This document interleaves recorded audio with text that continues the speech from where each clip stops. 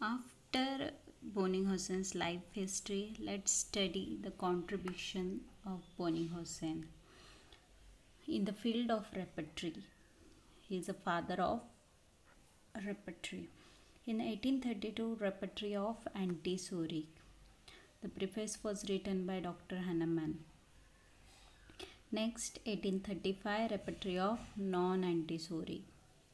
1846, BTPB, Therapeutic Pocket Book, Bonny-Hussein's Therapeutic Pocket Book.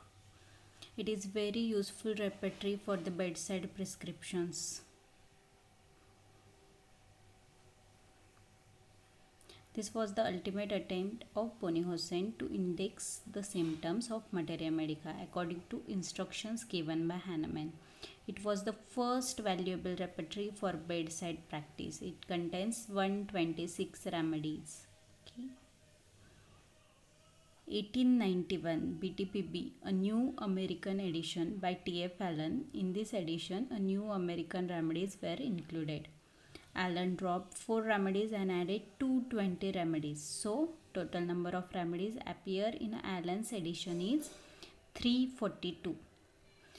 1935 BTPB new edition by Dr. H.A. Robert. It consists of 364 remedies. Evaluation of remedies. Bonny-Hussein was the first to evaluate the remedies. Many drugs produce the same symptom, but he noticed difference in a frequency and intensity. This innovation of grading of drugs he indicated in 5 ranks by the use of different topography in his repertory as follow. Capital 5 marks 1 grade, bold 4 mark 2 grade, italics 3 mark 3 grade, Roman 2 marks 4 grade and 1 mark Roman 5 grade. Next is concordances. Concordances means relationship of remedy. Bonny-Hussein's keen observant mind noticed that a relationship existed among the remedies, complementary, antidote and follows well, etc. He incorporated a chapter on this subject in his therapeutic pocket book towards the end. In the earlier edition, he referred to this chapter as a concordance of remedy, but Allen gives more comprehensible title, that is relationship of remedies. Next is doctrine of concomitant.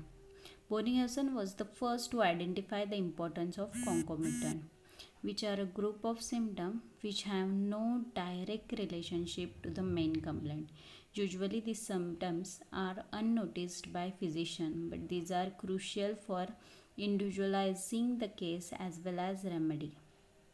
Bonny-Hussein's concept of totality. He accepted Hahnemann's view that in the study of any disease, all the changes in the sensations and function should be noted down as fully as possible.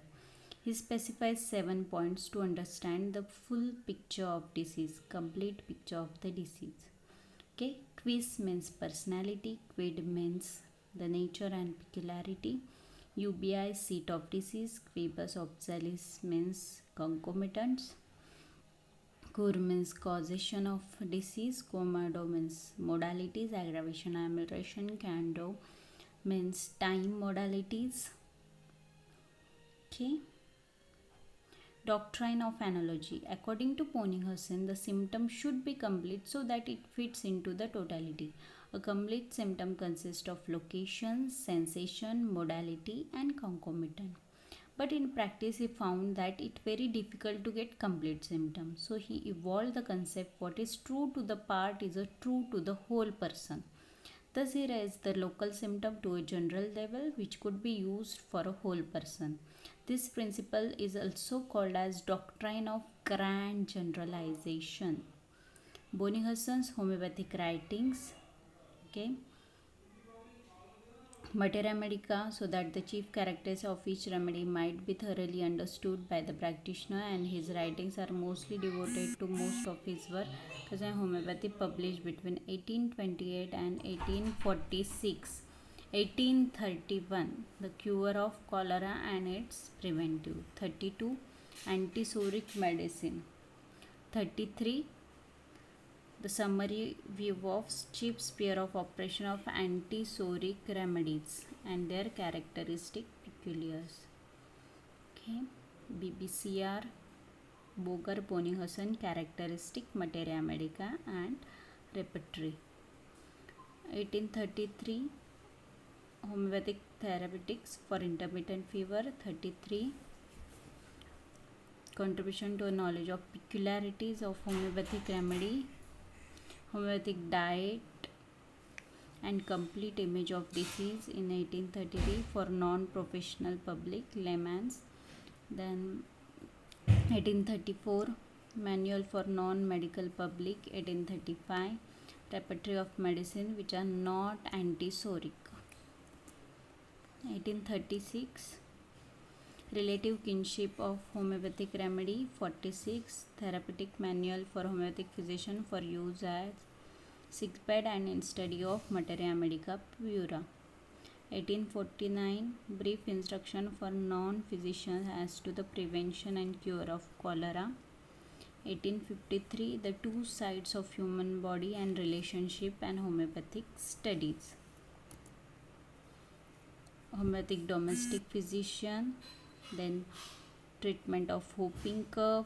Next, 1863, aphorism of Hippocrates. 1864, attempt at a homeopathic therapy of intermittent and other fevers. Okay, thank you.